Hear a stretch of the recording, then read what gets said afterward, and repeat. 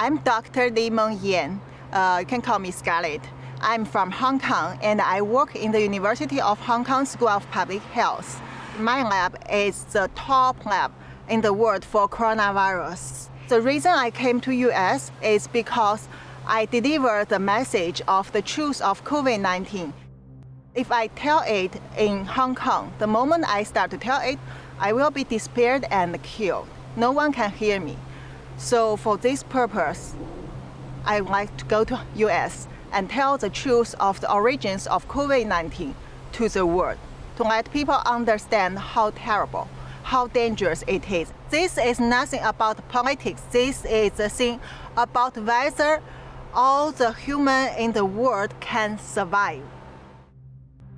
I'm the one of the first one get involved to COVID-19 research in the world from end of December. Since the 31 December, once we know there is a SARS-like coronavirus in China, in Wuhan, my supervisor, WHO consultant, Dr. Liu Peng, asked me to do some secret investigation of what really happened in mainland China. The China government refused to get overseas experts, even include Hong Kong ones, to do research in China. So I turned to my friends to get more information. This is a conversation happened on 31 December. I talked to a friend who is a scientist in the CDC in China. That friend has a first-hand information. And this person told me there is family cluster cases. So there should be human-to-human transmission. So this is a group full of the clinical doctors in a different hospital all over China. This is from the 31 December in China. And early morning, one of the doctors asked whether there are doctors in Wuhan who can share this information about this SARS-like virus. But there are people immediately warn this doctor that don't ask. And this is too sensitive. We cannot talk about it, but we need to wear mask. First, the human-to-human transmission become very worse in Wuhan. There are many patients. They don't get treatment on time and diagnosis on time. There is no protection for both doctors and the patient and common people. And also, the government doesn't allow people to release such information. Hospital doctors are scared, but they cannot talk. CDC staffs are scared. So I report these things to Liu Peng once I get the result, but he asked me to keep silent and be careful, as he warned me before, don't touch the red line.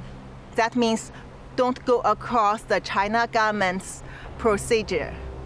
Don't cross the China government principle. If not, we will get in trouble, will be disappeared. I thought this information could be delivered to public. And it is a very urgent information, so it should be responded to the public as soon as possible. But then he didn't do anything because I didn't see any response after many days even. And also our co-director of the WHO lab approved Malik Paris, and they know it, but they didn't do any action. As a virologist, and even some of them are doctors, they should know how terrible this is. This is a public health threat. They should do the quick response to it. They should have done many things. There are so many choices they can do to control this outbreak, not let it spread as the biggest disaster we have seen in the human history. I feel very disappointed. But I already know this would happen because I know the corruption among this kind of international organization like WHO to China government, to China Communist Party government. So basically I accept it, but I don't want this misleading information to spread to the world. I think it has to be corrected. I know what will happen to me. I know how they treat the whistleblowers. I see how terrible the government suppressed those young, innocent protesters. Unfortunately, Chinese-speaking and English-speaking are totally isolated. So we get response from our government within 4 hours, report this. the government changed the case numbers from 62 to 198, triple. They admit this is human-to-human transmission. And also, Chairman Xi issued the first statement in 2020 that claimed this one, new coronavirus, actually is infectious disease, which put to the same level as SARS at that time. And then later, within 3 days, to 23rd January, they locked down Wuhan. He knows that I'm in danger.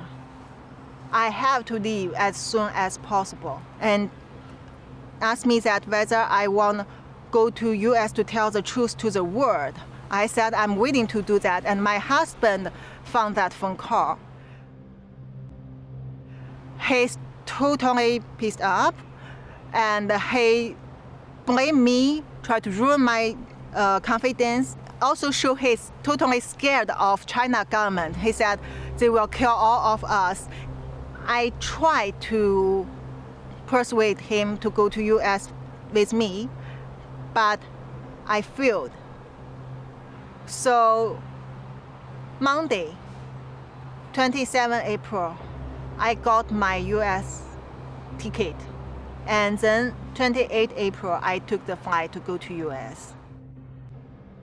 That day I was very nervous. Any step before the flight set off, I know I can be stopped.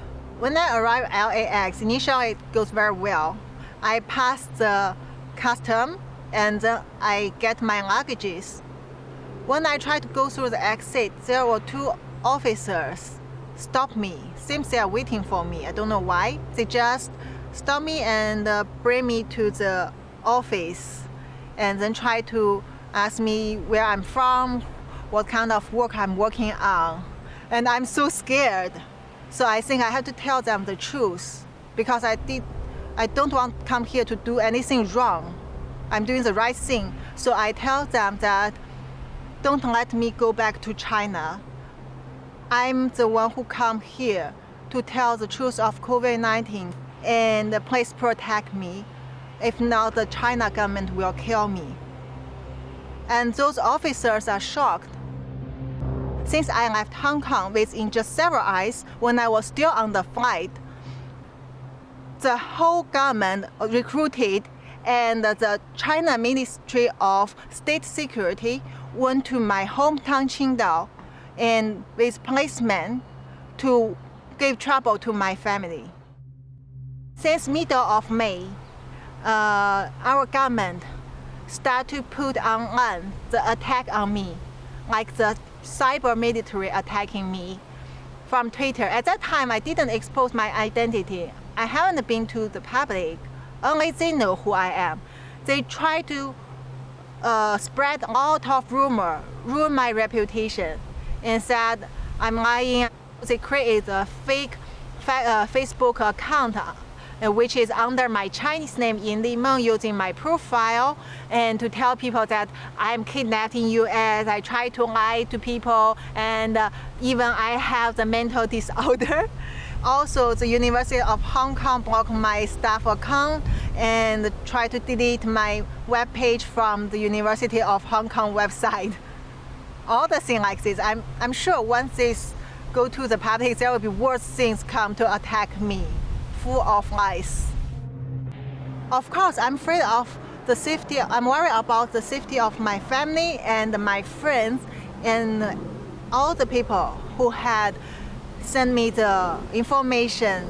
No matter doctors or officers or lab people, researchers, scientists, they all know it clearly.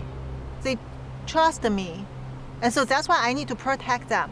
They are all under surveillance, under trouble, and my family in life-threatening danger definitely every day. Social distance. 2 meters is better. 70% alcohol is very useful, clean your hand. And also wear the mask if you get gathering, get close to people. Surgical mask. This is about global health. No political issues. I mean, this is all of us are involved. no matter this party, this country, that country. The only thing is, when people understand the truth, they know how to protect themselves. You have to imagine how many cases not reported from China. Already, if there is 6 million people in the world, 1 in 600 get confirmed. But this will increase in a very quick speed.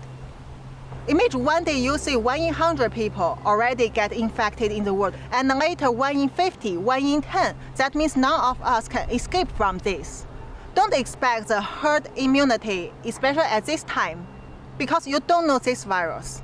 You cannot judge the character of this virus according to our previous experience. And we don't expect the vaccine at this moment or some magic solution at this moment. The only thing we can do is to understand where it comes from, do the right research, and protect us, protect our family, our friend, anyone around us in the right way. That is the only thing we can do now. That is why I need to tell it to the world. I really need people to understand this is very, very critical for every one of us.